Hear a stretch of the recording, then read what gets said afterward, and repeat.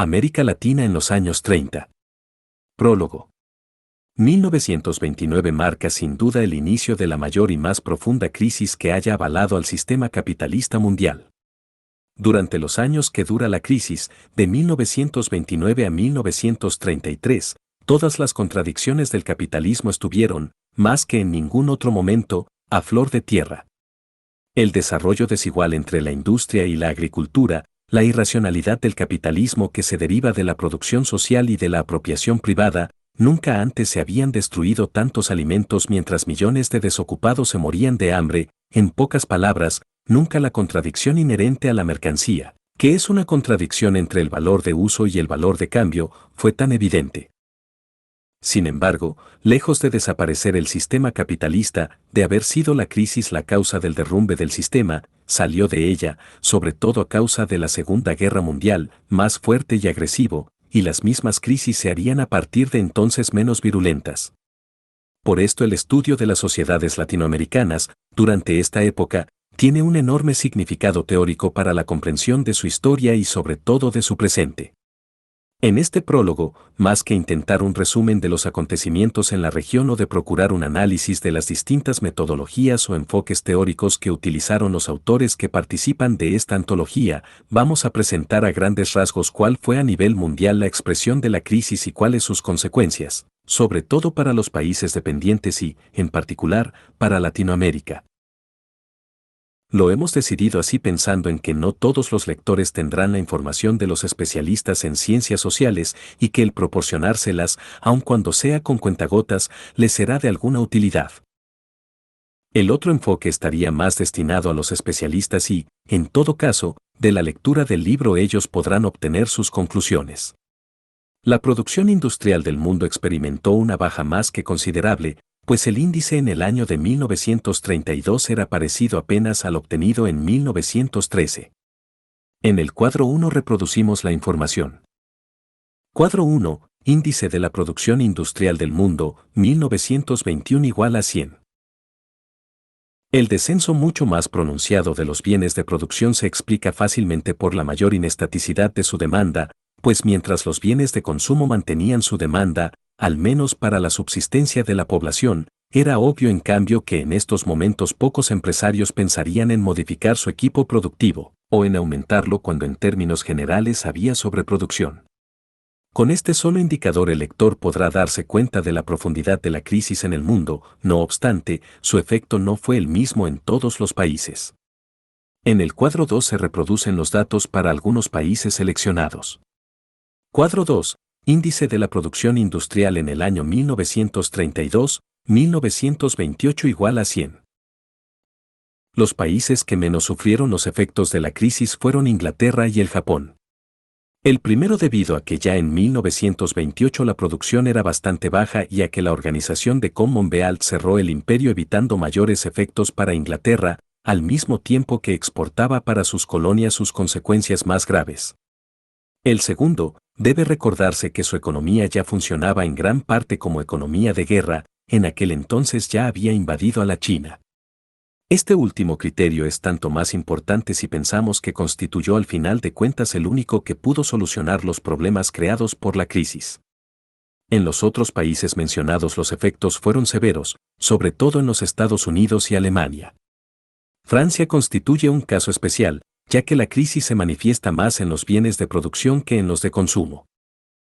Las razones de esto son que en este país la crisis tuvo un comienzo relativamente tardío, así como la ejecución de vastos programas gubernamentales durante la crisis, construcción de fortificaciones, puertos y canales, y, además, el paso tan fuerte de la crisis en el sector de los bienes de producción se debe, al menos en parte, a la depresión de las industrias que producían bienes de lujo. Esta baja en la producción industrial fue acompañada de la brusca caída de los precios del comercio al por mayor. En el cuadro 3 se reproducen los datos necesarios referentes a algunos países seleccionados. Cuadro 3, índice de los precios del comercio al por mayor, 1913 igual a 100. A pesar de que las cifras del cuadro no son estrictamente comparables, pues en cada país se incluyen mercancías diferentes, nos dan una idea general del movimiento de precios. Así el porcentaje del promedio anual de la caída de los precios entre 1929 a 1933 es para Alemania del 32%, para Francia del 36%, en Inglaterra del 31%, lo mismo que en los Estados Unidos. A pesar de esta baja considerable de los precios y de medidas crediticias, no fue posible resolver la crisis. El comercio mundial experimentó una baja enorme tanto en las importaciones como en las exportaciones. Cuadro 4. Comercio exterior, en miles de millones de dólares oro. Como puede observarse en el cuadro 4, el comercio exterior era para 1933 apenas un poco superior a un tercio del efectuado en 1928. Además, las formas de comercialización regresaron a sus niveles más primitivos, ya que debido a la falta de financiamiento, a la suspensión de todos los pagos de deudas y a las severas medidas proteccionistas tomadas, sobre todo, por los países metropolitanos, el comercio exterior se convierte en una relación entre dos países con intercambios de mercancía en términos de trueque, al menos aseguraban que su balanza comercial fuese estable.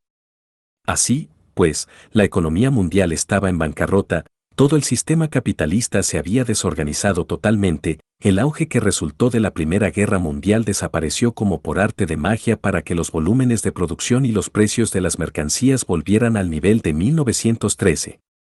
El análisis de la crisis en los Estados Unidos, que fue sin duda uno de los países que más sufrieron las consecuencias, y que para aquel entonces ya empezaba a desplazar a Inglaterra como centro de la economía mundial, sobre todo por sus relaciones con América Latina, podrá dar más luz al lector sobre la gravedad del problema. A partir de la Primera Guerra Mundial, los Estados Unidos conocieron un auge cuya importancia tal vez solo pueda ser comparada con el auge que experimentó la economía americana después de la Guerra Civil. En el año de 1928 y 29, dicho impulso alcanzó su punto más alto. La cotización media de los valores corrientes subió a 117 en diciembre de 1928, y en septiembre de 1929 alcanzaron 225, y algunos valores, como los de la United States Steel y de la General Electric, subieron mucho más. Impulsados por las ganancias astronómicas, los corredores de la bolsa aumentaron sus empréstitos bancarios de $3.500 millones en 1927 a $8.500 millones en 1929. Se crearon un gran número de organizaciones financieras y, en 1929, solo en la Bolsa de Nueva York se negociaron 1.124.900 acciones. Parecía que el público estaba dispuesto a absorber cualquier cantidad de papel, pues solo en enero del mismo año se lanzaron al mercado obligaciones por nada menos que $1.000 millones. Todos los índices de la actividad económica marcaban una sensible alza. Ante la manía especulativa que se había desatado, la Oficina de Reserva Federal se preparaba a poner fin a la política de crédito fácil que habían inaugurado en 1927. En realidad ya existían factores de preocupación. La situación mundial no era buena, no había manera de cobrar las deudas de la guerra, el comercio exterior declinaba verticalmente y miles de millones de la inversión privada estaban sin cobrar intereses, el alza había terminado. Por otra parte, había depresión en la agricultura y el poder adquisitivo de los campesinos disminuyó. En algunas industrias, como la del carbón y la textil, no participaron del auge, lo cual aunado a que el progreso técnico perjudicaba a las empresas antiguas empezó a incrementar la desocupación y aunque ésta nunca bajó del 1,5 millones, durante el decenio de los años 20 su crecimiento alarmaba. Se concluía que gran parte de la riqueza generada había ido a parar a manos de unos pocos privilegiados y la capacidad adquisitiva no había aumentado. Mientras que el índice de los salarios creció entre 1923 y 1928 de 100 a 112, el de los beneficios especulativos llegaba hasta 410. Por otra parte, las deudas públicas y privadas alcanzaban casi un tercio de la riqueza nacional. La crisis se presentó en octubre de 1929, el 21 de ese mes los valores empezaron a bajar, el día 23 cambiaron de manos 12 millones de acciones y el 29 se produjo la catástrofe. En menos de un mes las acciones bajaron un 40%, en término medio. A pesar de que los funcionarios públicos y privados veían en la caída de los valores un evento pasajero e incitaron a los inversionistas a comprar a bajos costos para que luego que pasara la histeria hicieran el gran negocio, resultó como dicen apropiadamente Mouresen y Commanger, todos los que prestaron oídos a los consejos de los expertos vivieron para lamentarlo. En los 3 años siguientes, los precios de los valores de las 50 empresas industriales más grandes bajaron en 76%, los de las 20 compañías ferrocarrileras lo hicieron en un 80% y los de las 20 compañías de servicios públicos en un 72%. Una vez iniciada, la depresión tomó cada vez más fuerza. Millones de inversionistas perdieron sus ahorros y muchos de ellos quebraron. Las deudas subieron y las compras disminuyeron, las fábricas redujeron su producción y despidieron personal. En 1930 había poco más de 3 millones de desocupados, y en 1933 el número era de 12 a 15 millones. Los obreros que conservaron sus puestos vieron bajar sus salarios a menos de la mitad, y aun cuando los precios bajaron no lo hicieron en la misma proporción. El valor de la propiedad inmobiliaria se desplomó y la recaudación tributaria decreció a un nivel alarmante, imponiendo economías al gobierno. Por otra parte, los pagos de intereses y dividendos alcanzaron, en 1931, un récord de $8.000 millones. En ningún momento de la depresión bajaron a menos del nivel de 1928, y considerando que la renta nacional bajó de $85.000 millones a $32.000 millones. Entre 1929 y 1932, resulta que la carga de la depresión pesó con irritante desigualdad sobre las clases menos privilegiadas. Como una prueba más de ello, el agricultor en 1920 recibía únicamente el 15% de la renta nacional, pero en 1933 solo alcanzó el 7%. Con respecto a los obreros, el cuadro 5 nos proporciona los datos que muestran claramente el sacrificio que le fue impuesto a la clase obrera. Cuadro 5. Comportamiento de algunos factores de la economía americana, 1923 a 1925 igual a 100. Mientras la producción baja para 1933, con respecto a los años base en un 24%, el grado de ocupación desciende aún más, 34%, lo cual indica que la explotación de la clase obrera se incrementó, tal y como lo corroboran los otros datos. Así, por ejemplo, el número de horas de trabajo disminuye aún más que el grado de ocupación, lo que significa una mayor intensidad del trabajo que de otra manera está indicado por las columnas sobre rendimiento. Por otra parte, la suma de salarios pagados es la que experimenta la baja más pronunciada del 53%. De esta suerte, a mayor intensidad de trabajo es menor el salario. El obrero americano fue superexplotado. Además es necesario señalar que salvo el renglón de salarios y de costo del trabajo por unidad producida, que también es un indicador de la superexplotación, los demás tienen un repunte de 32 a 33, mientras salario y costo de trabajo continúan bajando. Es decir, el capital no solo pudo superar la parte más aguda de la crisis gracias a la mayor explotación del obrero, pasada esta la aprovecha para explotarlo aún más. En realidad esto no fue privativo de los Estados Unidos de Norteamérica, se presentó con variada intensidad en todos los países que fueron afectados por la crisis.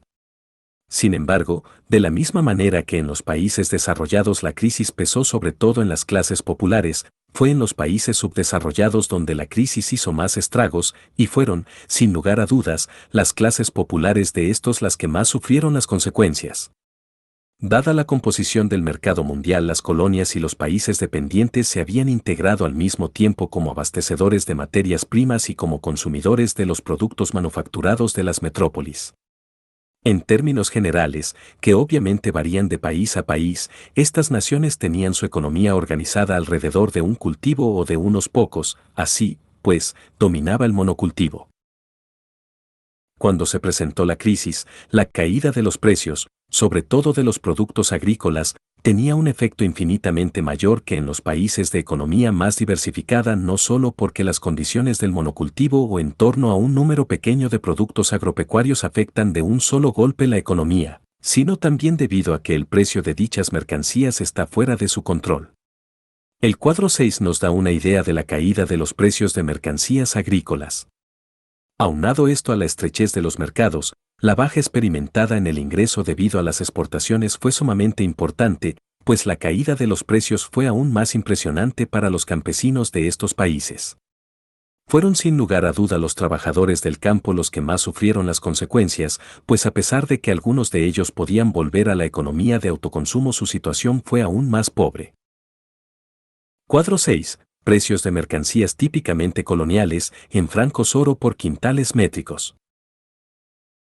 Aún a pesar de la fuerte caída de los precios, la producción mundial de productos alimenticios no descendió, sino que prácticamente se mantuvo estable, como lo muestran los datos del cuadro 7. Cuadro 7. Índice de la producción mundial de productos alimenticios, cereales, carnes, vino, café, té, cacao, etc. De esta manera, la producción constante de estas mercancías, debido a que el gran número de productores agrícolas hacía sumamente difícil la ejecución de una política orientada a la disminución de la producción, y a que algunos países procuraban contrarrestar la caída de precios intentando colocar más mercancías en el mercado mundial, influía aún más en la baja de los precios, y pese a los esfuerzos de algunos países, como Brasil y Cuba, de destruir las cosechas con el fin de contrarrestar la caída de los precios, en términos generales, los esfuerzos fueron inútiles.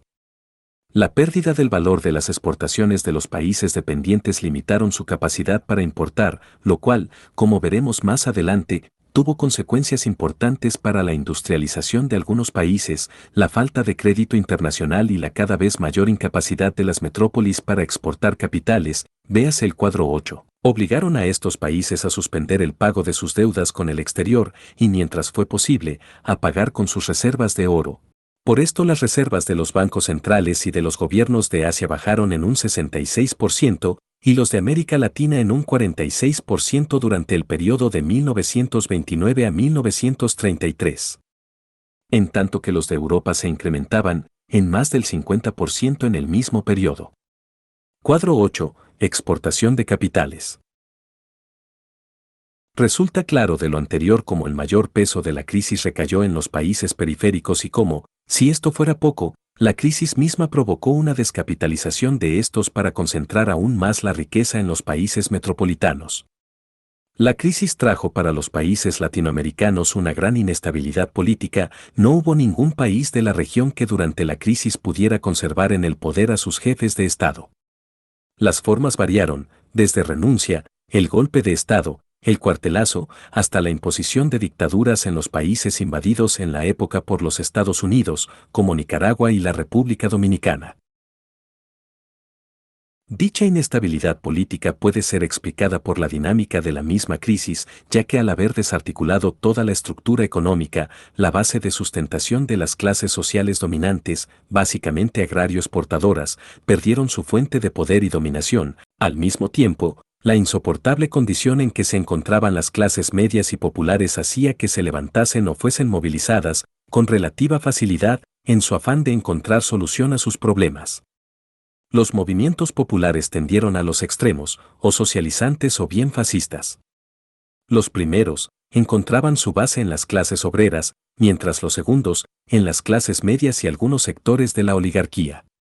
La Revolución Rusa y la Guerra Civil Española prestaban los marcos ideológicos para dichos movimientos, aun cuando en casi todos los países se presentaron estas dos tendencias. Destacan los movimientos sociales de Chile y Perú, mientras que el movimiento fascista que más se desarrolló fue el llamado movimiento integralista del Brasil.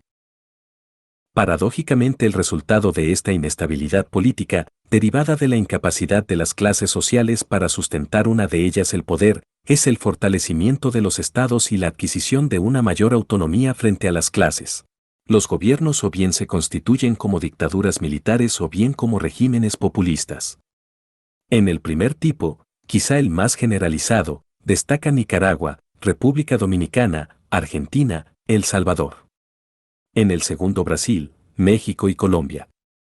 En medio del caos creado por la crisis es el Estado, como ya habíamos señalado, el que busca orientar el ritmo de la producción y de su comercialización tanto interna por medio de la fijación de precios fijos como exterior, para lo cual en varios países el Estado compra las cosechas para almacenarlas o, en los casos más radicales, para destruirlas. Esta participación del Estado, que no tiene precedentes como práctica económica, es una empresa costosa. El sector agropecuario pasa a ser sistemáticamente subvencionado en una política que algunos han identificado con el New Deal, pero que en realidad solo tiene una semejanza económica, pues en lo social en la política latinoamericana la subvención beneficia básicamente a los grupos terratenientes. Por otra parte, el afán del Estado de contrarrestar los efectos de la crisis lo lleva en casi toda América Latina a definir reformas en la política monetaria y cambiaria. En el primer aspecto se puso un hasta aquí a la idea de la libre convertibilidad, apoyada quizá por la pérdida de prestigio que experimentaba esta idea en los países metropolitanos. Este abandono tuvo para casi todos los países consecuencias deflacionarias, la excepción más importante la constituye Chile, que la política monetaria y crediticia no logra frenar, sobre todo por su modesto carácter. Junto a estas políticas aparecen otros rasgos nuevos. El Estado encuentra, al mismo tiempo, que una nueva fuente de gastos representa una fuente de recursos en el control de la economía y, sobre todo, en el intercambio. La política de subvenciones costeada con moderadas tasas a la importación y en lo que Furtado ha llamado la socialización de las pérdidas. De esta manera la pérdida del poder de compra de las exportaciones se ve reforzada y sus efectos comienzan a diferenciarse por sectores, así el proteccionismo a la incipiente industria aparece como corolario de estas políticas. Por otra parte, el intento de diversificar la economía agrícola empieza a hacerse sentir tan pronto como los efectos del monocultivo afectan ahora también a las clases dominantes. Sin embargo, los avances logrados en términos generales son modestos. Todos estos cambios implicaban una nueva imagen entre el Estado y la economía, significaba la ruina del liberalismo, cuya teoría no podrá justificar las nuevas políticas que favorecían a los sectores dominantes. Sin embargo, el nuevo papel del Estado dirigente se veía limitado, pues aquellos sectores que habían dominado el sistema anterior a la crisis y que superarán, al menos en parte, sus primeros embates, carecían de medios y, en ocasiones, también de deseos para acelerar los cambios que se preparaban. En este aspecto la acción del Estado es limitada, aun cuando no en todos los casos, Brasil y México, por ejemplo, e incoherente. En medio del avance del dirigismo, el clima en que se desarrollaban los sectores ahora más dinámicos de la economía comienza por ser a menudo inesperadamente caótico. Otro aspecto de gran importancia que se desarrolla durante la crisis es la industrialización, realizada bajo lo que se ha llamado la sustitución de importaciones. En realidad este proceso no es generalizable a toda América Latina, pues hubo algunos países que no iniciaron durante esta época su proceso de industrialización, como aquellos que conocieron un fuerte aumento de sus exportaciones en el periodo subsecuente a la crisis como Venezuela, Perú o los países de América Central, a algunos otros. Su grado de atraso no se los permitió, como Bolivia o Paraguay y algunos países del Caribe. Por otra parte, la crisis no se presenta como la madre de la industrialización, pues esta tiene importancia en aquellos países que ya habían logrado algún grado de industrialización de productos de consumo no duradero. Sin embargo, este proceso, ya antes de la crisis, daba síntomas de pérdida de dinamismo, y es la crisis quien la reaviva al modificar su estructura. En efecto, el desarrollo del sector industrial hasta antes de la crisis funcionaba como un reflejo de la expansión de las exportaciones. A partir de la crisis, la industrialización vendría a ser inducida fundamentalmente por las tensiones estructurales provocadas por el declinio o crecimiento insuficiente de las exportaciones. La industrialización antes de la crisis consistía en un mucho de productos de bienes de consumo corriente como tejidos, productos de cuero, alimentos elaborados, etc., que encontraban mercado gracias a la expansión de la renta que se derivaba por el impulso de las exportaciones. Por otra parte, el crecimiento de las ciudades significaba un aumento en la demanda de bienes manufacturados para la construcción, que en términos generales eran producidos antes por medios artesanales. La forma en que se constituyeron estas industrias provocó su dependencia de las exportaciones para su crecimiento. En primer lugar, la industria funcionaba en un mercado abundante de mano de obra, en algunos casos proveniente del exterior, lo cual le permitía operar con tasas de salario estables, es decir, sin presiones fuertes que tendieran a presionar sobre la baja de costos y por ende a la adquisición de nueva tecnología.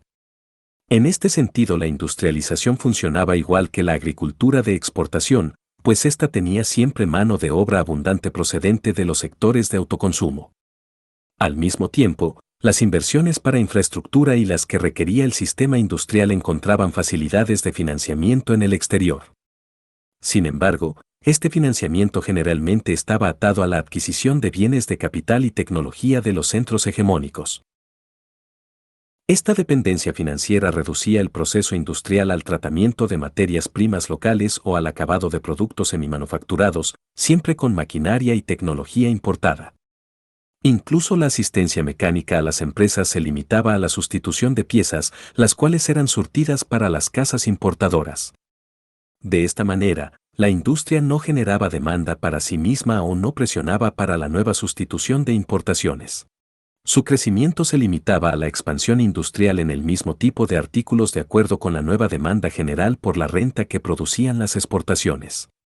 No se trataba, pues, de un proceso tendiente a la formación de un sistema industrial cada vez más integrado, sino simplemente de la creación de unidades similares a las ya existentes. Todas estas limitaciones que en su tiempo pudieran ser tenidas como ventajas impidieron que se creara en Latinoamérica una auténtica mentalidad empresarial que aparte de su función administrativa fuese conocedora de los procesos técnicos en su totalidad. En los países que ya habían cubierto esta primera etapa de la sustitución de las importaciones, la crisis de 1929, al asumir inicialmente la forma de contracción de las importaciones, provocó junto con otros factores la depreciación cambiaria que poco después pusieron en marcha procesos inflacionarios. Así, tanto la depreciación como la inflación permitieron tasas más altas de ganancia para el núcleo industrial ligado al mercado interno. Por otra parte, como existía una capacidad ociosa por el relativo estancamiento anterior, la industria pudo cubrir el exceso de la demanda, creado por la contracción de las importaciones de bienes generalmente de mayor calidad, sin tener necesidad de invertir más capital, y puesto que no se dependía de materias primas del exterior, sino de manera reducida, pudo ocurrir una expansión de este sector apoyada en la explotación intensiva de la mano de obra. El aumento de la producción manufacturada de bienes de consumo corriente que experimentaron aquellos países en donde las condiciones lo permitieron, como México, Brasil, Argentina, etc., se tradujo en un aumento de la demanda de productos intermedios y bienes de capital. Dada la incapacidad para importar y la creación de ciertos excedentes crearon las condiciones para nuevos sectores de inversión. En los países donde ya existía cierta experiencia anterior en metalúrgica, como el caso de México, y donde la acción del Estado se hace con más eficacia en la promoción de industrias de base, el proceso de sustitución de importaciones ganó en amplitud y profundidad. Finalmente, la crisis provocó un cambio general en las relaciones de América Latina con las metrópolis y permitió, para aquellos países que intensificaron su industrialización, el romper con un tipo de dependencia para sentar las bases de otro más integrado.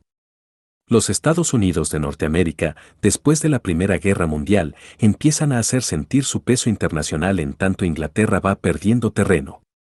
Durante la crisis y, posiblemente, un poco antes, la política norteamericana con América Latina empieza a cambiar, significa el abandono del Big Stick para inaugurar la política del Good Neighbor.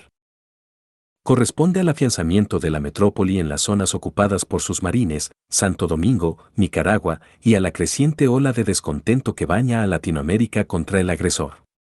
La política del buen vecino implica la renuncia formal a la intervención armada y el apoyo creciente a la Organización Panamericana. El clima europeo que presagia la guerra, como la conquista italiana de Etiopía y la ascensión del fascismo en Alemania, así como la invasión japonesa en China, confieren un nuevo valor a los intentos para la organización del panamericanismo. En contrapartida de la blanda diplomacia americana, su política económica a cuyo frente aparecía el proteccionismo, se desentendía por procurar cualquier tipo de reciprocidad con las naciones latinoamericanas, provocando con ello cierta tensión en las relaciones. Los obstáculos a la organización del panamericanismo continuaban siendo presentados por aquellas naciones que, como Argentina, pertenecían más a la órbita de Inglaterra y que se oponían a la consolidación de la hegemonía de los Estados Unidos en la América Latina. Sin embargo, esta posición se iba debilitando en la medida en que Inglaterra era cada vez menos capaz para enfrentarse a los intereses de la potencia norteña.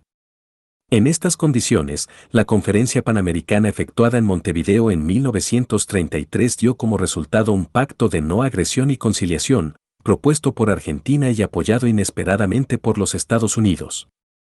Con esto la metrópoli pudo evitar una unánime condena de la política proteccionista de su país. De esta suerte la conferencia se pronunció en favor de acuerdos bilaterales para la liberación recíproca de las barreras aduaneras. Así, pues, los Estados Unidos preparaban la institucionalización de su hegemonía, la creación de un organismo internacional que les permitiera desde ahí marcar los derroteros que habrían de seguir los países latinoamericanos. Por otra parte, las relaciones de dependencia de cada uno de los países con la metrópoli variaron en algunos casos.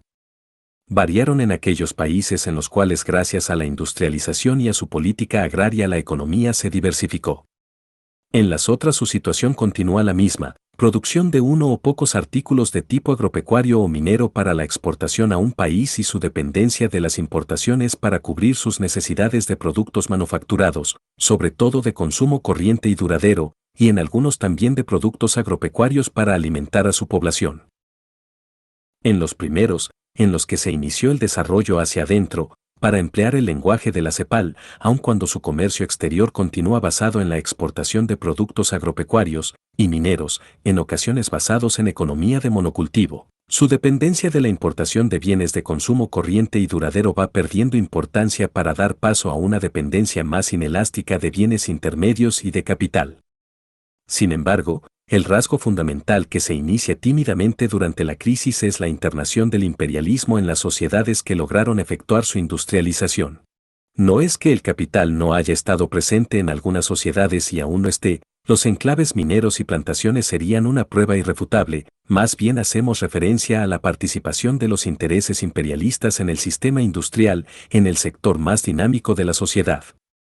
Por razones históricas que no cabe discutir aquí, los países que lograran esta industrialización no tenían ni enclaves mineros ni del tipo de plantaciones, lo cual no quiere decir que en ellos no hubiese capital extranjero, lo había en los servicios públicos, en los ferrocarriles, en la agricultura y en la minería, pero no era dominante en el conjunto de la economía.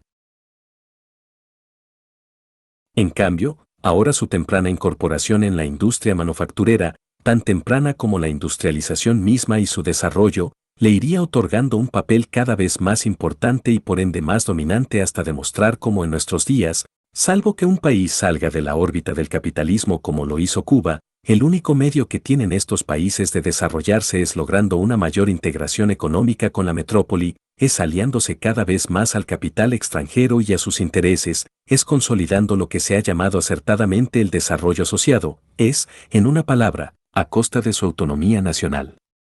Víctor Manuel Durán Ponte.